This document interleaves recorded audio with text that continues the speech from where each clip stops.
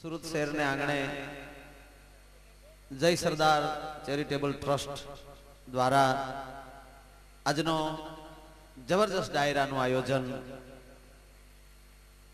એમાંય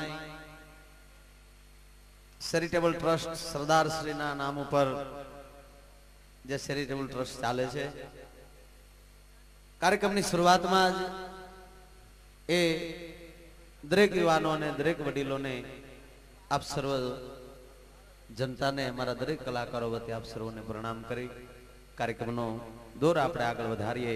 આજના આયોજક ભાઈ શ્રી,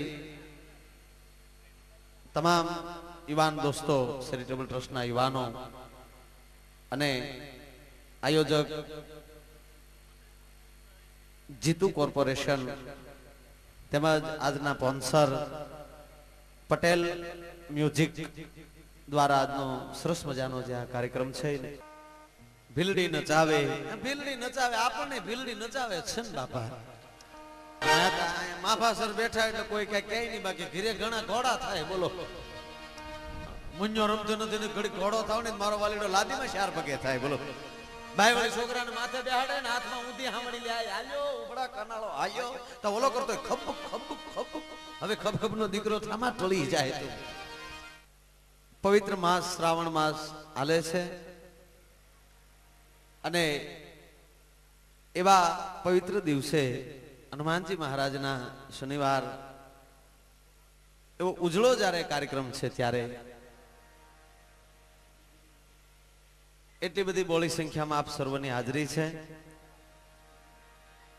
બધા વૈયા ગયા, એને કરતા એક વાત તો સારું હતું, ઠોઠ નિહળિયાનું વેતરણા વધારે હોય. મારે આજ એવું થયું, મારો વારો આવે એટલે ચા આવે. ચા તો ન આવે આજ, પણ હતા એ બધા વૈયા ગયા. માથા મારું થાય આમ. આવે એક વાર 2 કારખાના વિડીયો વાળા ભાઈ, હવે તમે ઘડીક લાઈટ બંધ કરી ગયો, ઘડીક લાઈટ બંધ કરી ગયો ને એટલે મને કઈ પૂજે આગળ કેટલા બેઠા આરામ બરોબર મને કઈ દેખાતું હોય તો કરી ગયો, ઘડીક બંધ કરી ગયો. બસ, વાહ ભગવાન તમને 100 વર્ષ ના કરે અને તમારા ધાર્યા કામ કરે. આ મારા 15 દિન આખીનું આયુષ્ય વધ્યું ને એમ. પણ આપણો દુહો છે, કાઠિયાવાડમાં કોક દી ભૂલો પડી ભગવાન તું થઈ જા મારો મહેમાન, તને સ્વર્ગ ભૂલાવું શામળા. પણ મોહન થાજે મહેમાન અમઘર એક જ વાર, તો જવને રાતી જુવાર તને સ્નેહ જમાડું શામળા. એ આપણી ધરતીના દુહા કેમ ગવાણા છે?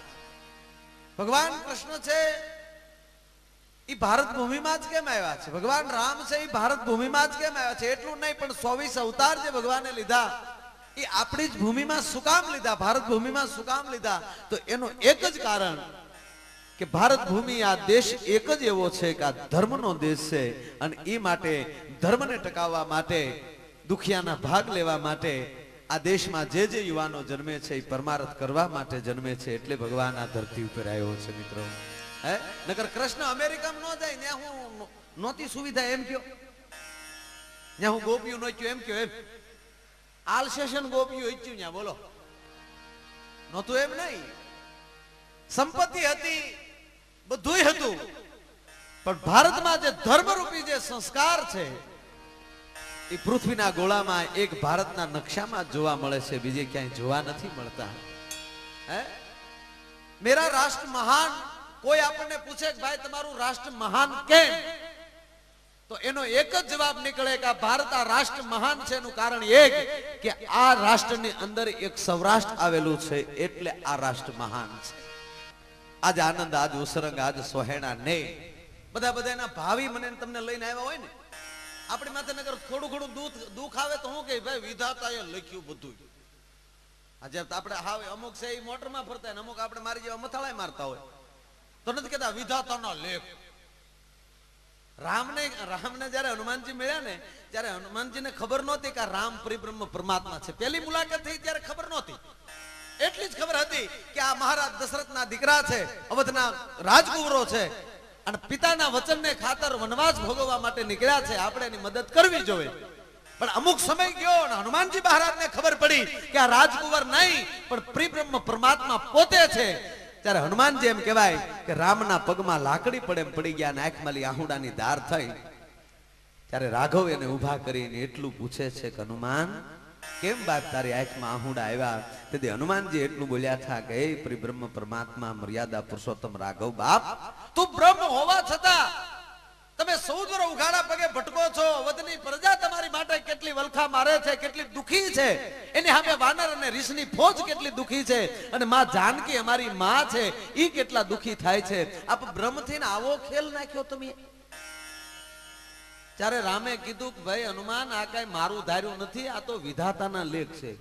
એટલે હનુમાનજીએ કીધું કે આ બધું વિધાતાએ જ લખ્યું છે. કે હા પાડીને અડધી રાતમાં મજર ભાંગ્યો તો હનુમાનજીએ તમને કોઈ વેતા મૂક્યા. વિધાતાનો ડેલીનું બાણા ને ખંભો મારી, બાણા તોડી, જે ઢોલીએ વિધાતા હોતી હતી ન્યાજીને 3 પાટું 2 ધોલજા મારી વિધાતા જાગી ગઈ. હવે કોક વાંસીતા આપણે ઘરે આવીને આમ ખેહવા મળે, હું સમજવું કયો લ્યો. 3 શેર વળગાડી લીધી. વિધાતા કે પણ ઘા ન કરતા, અરે મારી નાખું તને, તે અમારા રામના આવા લેખ લખ્યા, તને શરમ ન આવી? આની માટે કેટલા અમારા અવધનાર માણસો દુખી થાય છે, અમારા વાનરની ફોજ કેટલી દુખી થાય છે, અમારી માં વૈદેહી જાનકીને લંકાની ધરતીમાં જવું પડ્યું. તને આવી કલમ ઉપાડતા તારા હાથના કાંડા હાલ્યા કે આજ ઉપાડી લો. વિધાતા કે તમે મારી નાખો વાત હાચી, પણ આમ જો પેલા મને સાંભળો. અરે સાંભળો એને ઉપાડી જ લઉં તને. આવા લખો કયક ના. વિધાતા કે તમે મારી નાખજો, મને મુબારક છે, પણ એકવાર મારી વાત સાંભળી લો. કે હાલ કે મારી વાત તમને મોળી લાગે હે હનુમાન દાદા, તમને આમાં ભૂલ લાગે તો તમે તાર પતાવી દેજો અહીંયા. કે હા કે લે. એટલે વિધાતાએ કીધું કે સાંભળો, કે સાંભળી લો, કે તમે એમ કહો છો કે રાઘવના લેખ મેં લખ્યા, હાલો હું સ્વીકારી લઉં કે રામના મેં લેખ લખ્યા, માં જાનકીના લેખ લખ્યા, અવધની પ્રજાના લેખ લખ્યા, મહારાજ દશરથના પુત્ર બીજો કે પ્રાણ વ્યા જાય ઈ લેખે મેં લખ્યા, ઈ હું સ્વીકારી લઉં. પણ હે હનુમાન દાદા, મને રાતે કોક 12 વાગે આવીને 2 પાટું 3 ધોલ મારશે એવું મેં મારું લખ્યું છે? ઈ કે ઈ નો લખ્યું હોય તાક તોય ખાવા પીડ્યા કે નહીં? આ વગર લેખે ભૂકા કાઢ્યા કે નહીં તમે? તાક તો આ બધું આમ જ હાલે. મારો મૂળ કહેવાનો અર્થ ઈ છે કે સંસાર છે એની અંદર ઊંટ તમે જે ગોથા ખાઈ છે એમાં મારી કોઈ શ્રીમંત માણસ હશે તો એના પ્રમાણનું એને એક દુઃખ હશે, કોઈ ગરીબ માણસ હશે તો એને એક પ્રકારનું એવું સુખ પણ હશે.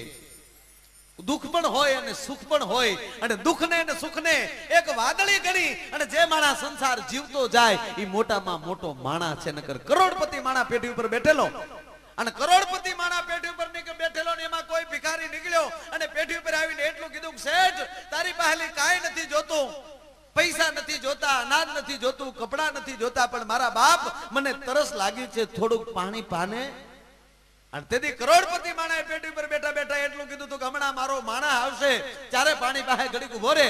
થોડીક વાર લાગી, તરસ બહુ લાગી હતી. ફરીવાર શેઠને કીધું કે શેઠ પાણી પાઈ ગયો ને ભલામણા, એટલે હું હાલતો થાવ તાકે માણસ આવશે ત્યારે પાણી પાય. પાછી વાર લાગી, ત્રીજી વાર કીધું કે શેઠ ભલામણા પાણી પાઈ ગયો એટલે હું વહેતો થઈ જાવ. અને ત્રીજી વાર શેઠે કીધું કે માણસ આવશે ત્યારે પાણી પાય. ત્યારે ભિખારી એટલું જ બોલ્યો છો કે ભલામણા તમે ઘડીક માણસ થઈ જાવ, તમને હું વાંધો છે? હે?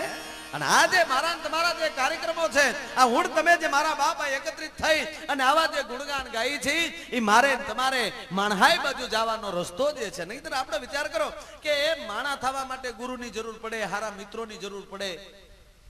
એકલા કઈ ન થવાય. વાડ વગર વેલો ન સડે, આપણે ગામડાની દેશી ભાષા છે.